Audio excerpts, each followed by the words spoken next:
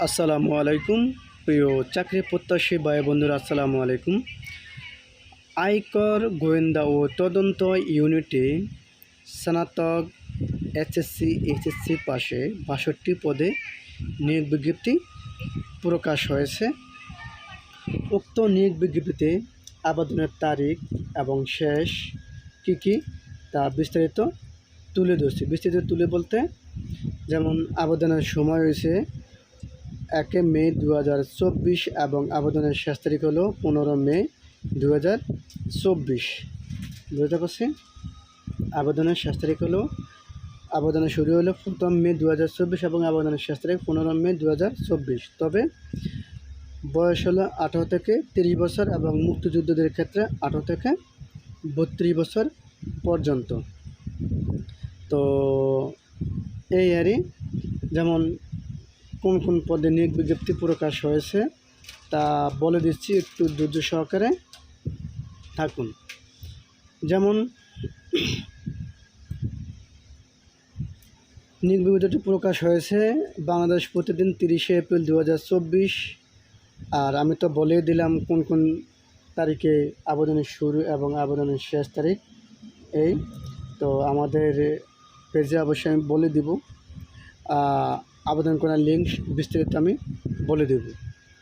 তো আপনি অবশ্যই আপনাদের আবেদন করতে হবে অনলাইন ছাড়া কিন্তু আবেদন কোনো অবস্থাতে গ্রহণযোগ্য হবে না। বিষয়টা কিন্তু অবশ্যই মনে রাখতে হবে। তো আবেদন ফি করতে হলে আবেদন কত টাকা খরচ হবে না হবে তা বলে দিচ্ছি। যেমন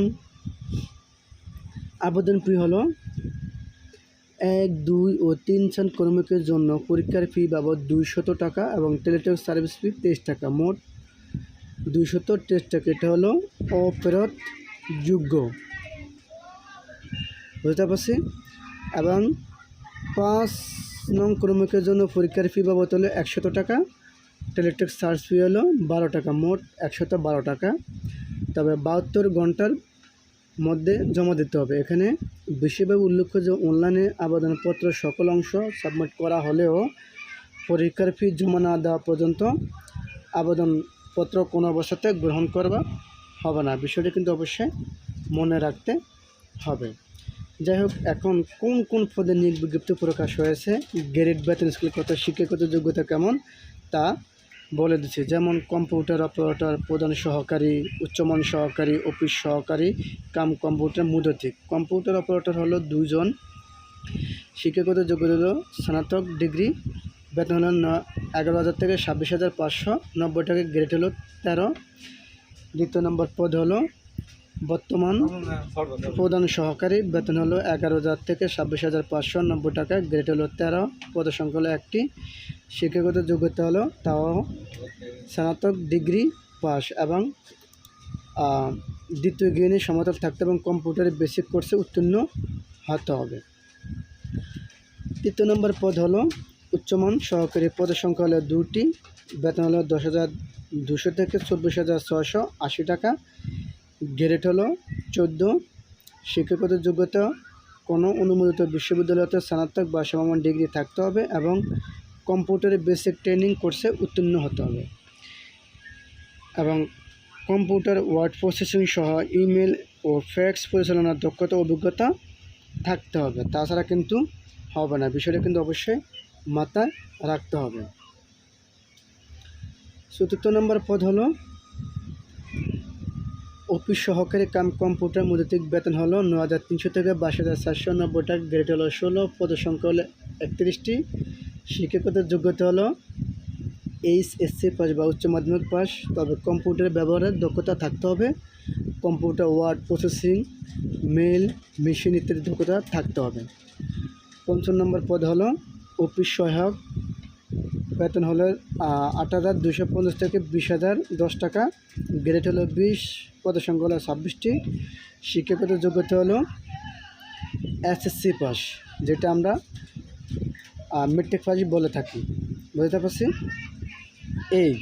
এই মোট 5টি পদে লোক নেবে, টোটাল 62টি। 5টি পদের সংখ্যা হলো 5টি, লোক সংখ্যা নেবে 62 জন। তবে বাংলাদেশ পত্রিকা বাংলাদেশ প্রতিদিন পত্রিকাতে নিয়োগ বিজ্ঞপ্তিটি প্রকাশ হয়েছে। বুঝতে পারছি?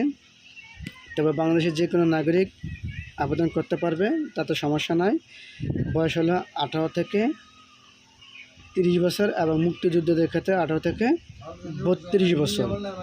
বুঝতে পারছি? 18 থেকে 32 বছর। তবে আবেদন করার পূর্বে অবশ্যই নিয়োগ বিজ্ঞপ্তি সুন্দরভাবে পড়বেন, জানবেন, তারপরে আবেদন করবেন। তবে আবেদন করার আগে আমি আবারও বলতেছি বারবার, সুন্দরভাবে পড়বেন যাতে কোনো ভুল না হয়। ভুল হলে কিন্তু আবেদন কোনো অবস্থাতে গ্রহণ করা হবে না। বিষয়টি কিন্তু অবশ্যই মাথায় রাখতে হবে। তবে প্রার্থীর যোগ্যতা যাচাই হলো প্রার্থীকে মৌখিক পরীক্ষা দেওয়ার সময় কাগজপত্রের মূল ফটোকপি প্রথম শ্রেণীর গেজেট কর্মকর্তা দ্বারা সত্যায়িত এক সেট ফটোকপি দাখিল করতে হবে। বুঝতে পারছি? এবং যা যা কাগজপত্র লাগে সবগুলো নিতে হবে যাতে কোনো ভুল না হয়। ভুল হলে কিন্তু আবেদনপত্র কোনো অবস্থাতে গ্রহণ করা হবে না। বিষয়টি অবশ্যই মাথায় রাখতে হবে। তবে অনলাইনে পূরণকৃত আবেদন কপি ও প্রবেশপত্র কপি আবেদনকারীর সাথে রাখতে হবে পরীক্ষার সময়। কী কী কাগজপত্র লাগবে না লাগবে আমাদেরকে বলবেন, আমরা সকল বিস্তারিত দিয়ে দিব যাতে কোনো ভুল না হয়। আমাদেরকে বললে আমরা অবশ্যই দিয়ে দেব। ধন্যবাদ, ভালো থাকেন।